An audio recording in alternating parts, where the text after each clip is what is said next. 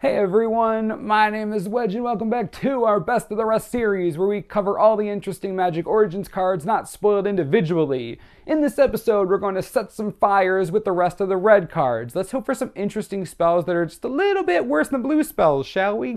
Shots fired! We'll start with Acolyte of the Inferno. 3 mana for a 3/1 human monk with Renown 1. Whenever it becomes blocked by a creature, it deals 2 damage to that creature. Holy butts, this is so much better than Colligan Aspirin. Sign me up, dang this hurts. 3 mana for a 3/1 is kinda but it shocks any blocker before combat damage is dealt. Very important. And if it gets through, it becomes a 4/2. What a beating. Worst case scenario, it takes something down with 3 toughness. Certainly demands an answer. Great card for limited. High priority pick, I think. A Crowan Sergeant is 3 mana for a 2/2 human soldier with First Strike and Renown 1. 3 mana for a 2/2 with 2 relevant abilities. I'll play it. It's only a common too. 2 First Strike damage is relevant, plus if it gets through, you're looking at a 3/3 with First Strike. This will punish slow early game decks for sure. Get a piece of removal, clear the way, and not much can deal with 3 First Strike damage after Renown. Again, only a common too. I'm impressed. Call of the Full Moon is 2 mana for an enchant creature aura. Enchanted creature gets +3/+2 and has trample. At the beginning of your upkeep, if a player casts 2 or more spells last turn, sacrifice it.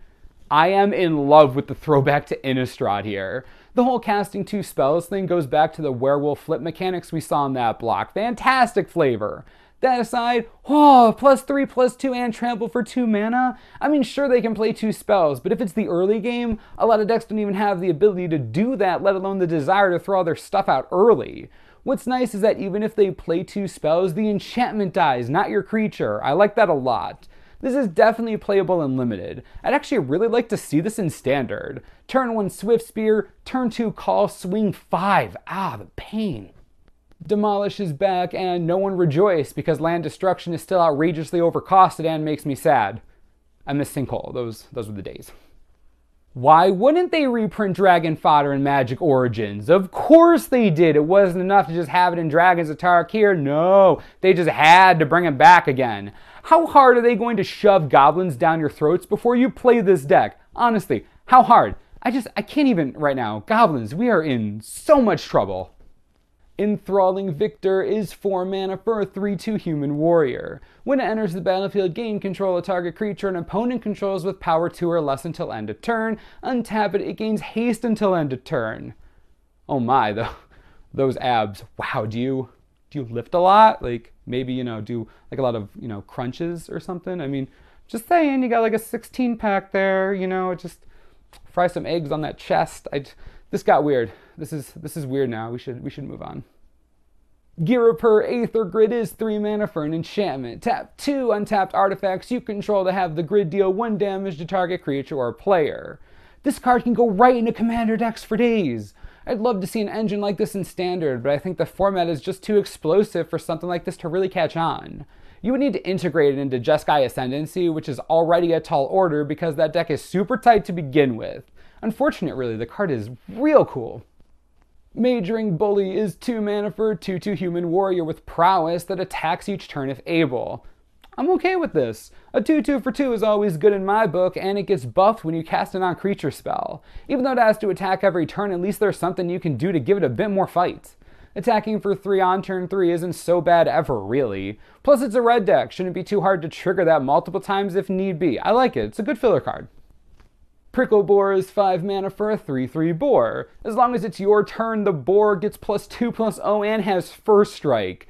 Wow, a 5/3 with First Strike for 5, but only on your turn. That's interesting. I mean, if your opponent doesn't have a removal spell, this is easily worth its cost.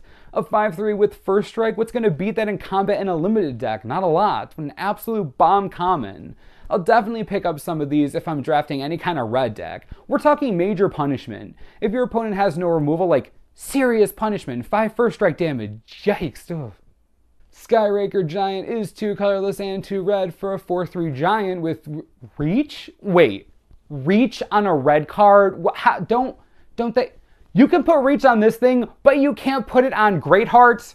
If you get that reference, you've been here a long time. Anyways, what?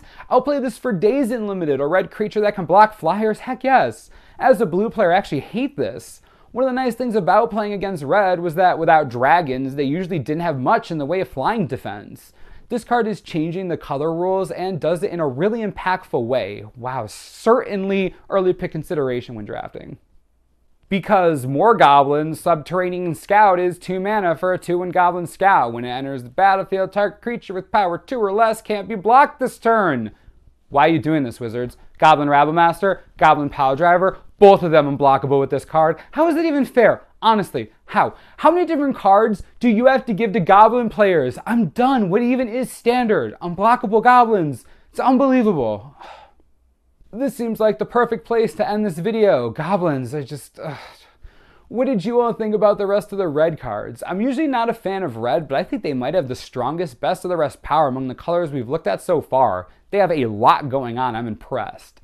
Let me know what you think about the red cards in the set and if their power has swayed you at all in deciding which color you're going to play at pre-release. As always, subscribe for the latest and most reliable Magic Origins spoiler information you could ever need. This is the Manosaurus. I'm Wedge. Thanks for watching, and we'll see you next time.